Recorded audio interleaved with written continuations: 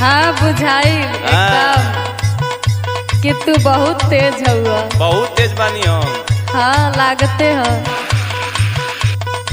और कोनो सवाल पूछबू? हाँ जरूर, काहे ना। हाँ पूछा। और यो सवाल तोरा से करत है, एकरो जवाब दे दा। पूछा ना, बिल्कुल जवाब दे। कौन कमवा से बेटा बुरा बाकी निक लागेला दा मादाए देवता।